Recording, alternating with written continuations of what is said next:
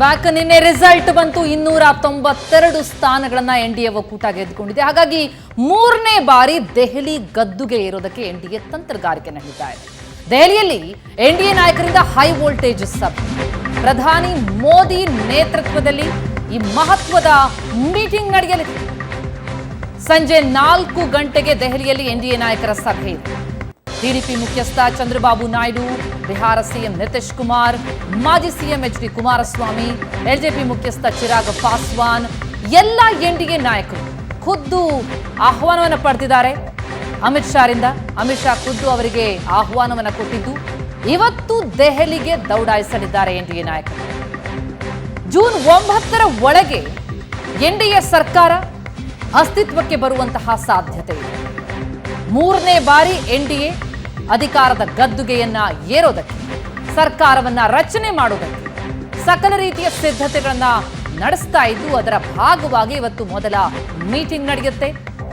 ಆ ಸಭೆಯಲ್ಲಿ ಭಾಗಿಯಾಗೋದಕ್ಕೆ ಎಲ್ಲ ಎನ್ಡಿಎ ನಾಯಕರಿಗೂ ಖುದ್ದು ಅಮಿತ್ ಶಾ ಆಹ್ವಾನವನ್ನ ಕೊಟ್ಟಿದ್ದಾರೆ. 292 ಎನ್ಡಿಎ ಒಕ್ಕೂಟಕ್ಕೆ ಸಿಕ್ಕಂತಹ ಬಲ. ಆದರೆ ಅತ್ತ ಇಂಡಿಯಾ ಒಕ್ಕೂಟ ಕೂಡ ತಾನು ಸರ್ಕಾರ ರಚನೆ ಮಾಡೋದಕ್ಕೆ ಸಾಧ್ಯನಾ ಅಂತ ಸರ್ಕಸ್ ಅನ್ನು ನಡೆಸ್ತಾ ಇದೆ. ಹಾಗಾಗಿ ತಮ್ಮ ಎನ್ಡಿಎ ಒಕ್ಕೂಟದ ಸದಸ್ಯರೆಲ್ಲರನ್ನೂ ಕೂಡ ತಮ್ಮಲ್ಲೇ ಹಿಡಿದಿಟ್ಟುಕೊಳ್ಳುವಂತಹ ಸವಾಲು ಈಗ ಬಿಜೆಪಿ ಪಾಲಿಗೆ, ಮೋದಿ ಪಾಲಿಗೆ ಇರುವಂಥದ್ದು.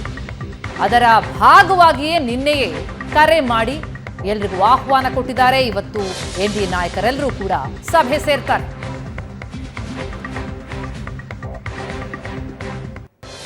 ಈ ಬೆಳವಣಿಗೆ ಕುರಿತಾಗಿ ಇನ್ನಷ್ಟು ಡೀಟೇಲ್ಸ್ ಪಡೆಯೋಣ. ನಮ್ಮ ದೆಹಲಿ ಪ್ರತಿನಿಧಿ ಡೆಲ್ಲಿ ಮಂಜು ಈಗ ನಮ್ಮ ಜೊತೆ ನೇರ ಸಂಪರ್ಕದಲ್ಲಿದ್ದಾರೆ.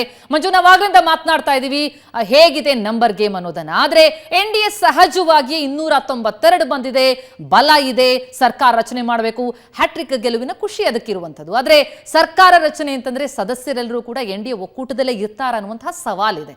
ಆ ಸವಾಲನ್ನ ಎದುರಿಸೋದಕ್ಕೆ ಮೋದಿ ಆಗಲಿ ಅಥವಾ ಬಿಜೆಪಿ ಪಾಳೆಯವಾಗಲಿ, ಅಮಿತ್ ಶಾ ಆಗಲಿ ಯಾವ ರೀತಿ ಪ್ರಯತ್ನ ನಡೆಸ್ತಾ ಇದ್ದಾರೆ? ಇವತ್ತಿನ ಸಭೆ ಎಷ್ಟು ಪ್ರಮುಖ ಆಗುತ್ತೆ? ಎಲ್ಲರೂ ಬರೋದಾಗಿ ಒಪ್ಕೊಂಡಿದ್ದಾರಾ ಹೇಗೆ? ಪ್ರತಿಮಾ, ಈ ಎನ್ಡಿಎ ಅನ್ನುವಂಥದ್ದು ಬಿಜೆಪಿಗೆ ಹೊಸದಲ್ಲ, ಆದರೆ ಮೋದಿಗೆ ಹೊಸದು ಅನ್ನುವಂಥದ್ದು ಬಹಳ. ಯಾಕಂದರೆ ಈ ಎನ್ಡಿಎಲ್ಲಿ ಇರುವಂಥ ಅನೇಕ ನಾಯಕರು ಈ ಹಿಂದೆ ವಾಜಪೇಯಿ ಅವರ ಸರ್ಕಾರದಲ್ಲಿ ಕೆಲಸ ಮಾಡಿದ್ರು, ಅವರ ಜೊತೆ ಚೆನ್ನಾಗಿ ಇದ್ದರು, ಅಧಿಕಾರ ನಡೆಸಿದ್ರು 5 ವರ್ಷ. ಇವೆಲ್ಲವೂ ಕೂಡ ಗೊತ್ತಿರುವಂಥದ್ದು. ಅದೇ ಚಂದ್ರಬಾಬು ನಾಯ್ಡು ಅವ್ರಿಗೂ ಕೂಡ ಅದೇ ಹಿಂದಿನ ಸರ್ಕಾರದಲ್ಲಿ, ವಾಜಪೇಯಿ ಅವರ ಸರ್ಕಾರದಲ್ಲಿ ಅವರಿದ್ದರು. ಮತ್ತು ಅವರು ಹೇಗೆ ಗೇಮ್ ಪ್ಲೇ ಮಾಡಬೇಕು ಅನ್ನುವಂಥದ್ದು ಅವ್ರಿಗೂ ಕೂಡ ಗೊತ್ತಿರುವಂಥದ್ದು. ಆದರೆ ಇದು ಮೋದಿ ಅವರಿಗೆ ಹೊಸದೊಂದು ಸವಾಲು ಅಂತಲೇ ಹೇಳ್ಬೋದು.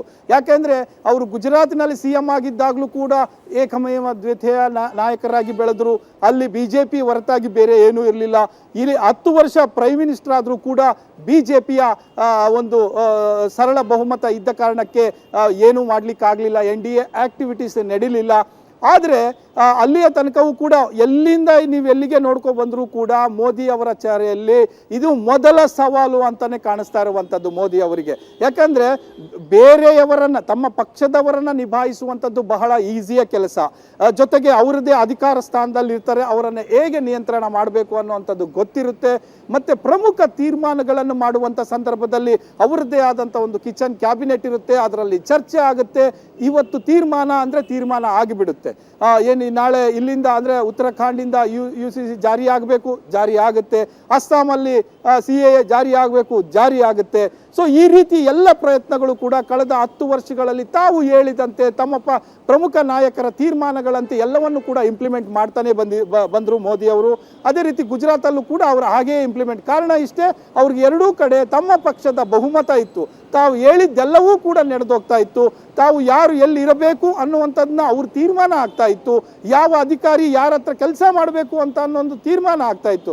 ಆದರೆ ಇದು ಈ ಬಾರಿಯ ಇವತ್ತಿನಿಂದ ಆಗುವಂಥ ಬೆಳವಣಿಗೆ ಇದೆಯಲ್ಲ, ಬಹುದೊಡ್ಡ ಸವಾಲಿನ ಬೆಳವಣಿಗೆ. ಒಂದು ರೀತಿಯಲ್ಲಿ ಸೆರಗಲ್ಲಿ ಕೆಂಡ ಕಟ್ಕೊಂಡು ಕೆಲಸ ಮಾಡುವಂತಹ ಕೆಲಸ. ಯಾವುದೇ ಒಂದು ದೂಸರ ಮಾತಾಡಿದರೂ ಕೂಡ ಪಕ್ಷದ ಅನ್ಯ ಪಕ್ಷ ಅಂದರೆ ಸಹಭಾಗಿಗಳು ಯಾರಿದ್ದಾರೆ ಅವರಿಗೆ ನೋವಾಗುತ್ತೇನೋ ಅನ್ನುವಂಥ ಯೋಚನೆ ಮಾಡಿ ಮಾತನಾಡಬೇಕಾಗತ್ತೆ. ನೀವು ಒಂದು ಏನೇ ಪ್ರಮುಖ ತೀರ್ಮಾನ ಕೈಗೊಳ್ಳಬೇಕು ಅಂದ್ರೂ ಕನ್ಸಲ್ಟೇಷನ್ ಮಾಡಬೇಕಾಗತ್ತೆ. ಸೊ ಅವರ ಜೊತೆ ಏನನ್ನೂ ಕೂಡ ಹಂಚಿಕೊಳ್ಳದೆ ಒಂದು ವೇದಿಕೆ ಹಂಚಿಕೊಳ್ಳುವುದು ಹೆಚ್ಚು ಕಡಿಮೆ ಆದರೂ ಕೂಡ ಮನಸ್ತಾಪಗಳು ಬೇರೆದ್ದೇ ಮಟ್ಟಕ್ಕೆ ಹೋಗ್ತವೆ ಅನ್ನುವಂಥದ್ದು. ಸೊ ಇದನ್ನು ಹೊಸದಾಗಿ ಸವಾಲಾಗಿ ಮೋದಿ ಅವರಿಗೆ ಕಾಣಿಸುತ್ತೆ. ಇದನ್ನು ಹೇಗೆ ನಿಭಾಯಿಸ್ತಾರೆ ಅನ್ನುವಂಥದ್ದು ಕೂಡ ಪ್ರಮುಖ ಪ್ರಶ್ನೆ ಆಗಿರುವಂಥದ್ದು.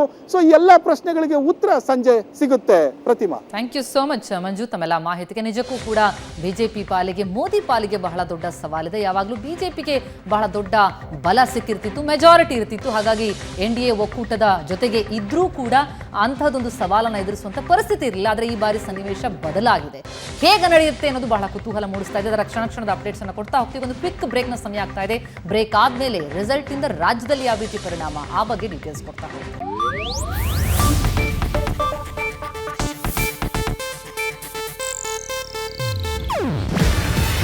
ಇದು ಏಷ್ಯಾನೆಟ್ ನ್ಯೂಸ್ ನೆಟ್ವರ್ಕ್ ಪ್ರಸ್ತುತಿ. ನೀವು ನೋಡ್ತಿದ್ದೀರಾ ಏಷ್ಯಾನೆಟ್ ಸುವರ್ಣ ನ್ಯೂಸ್.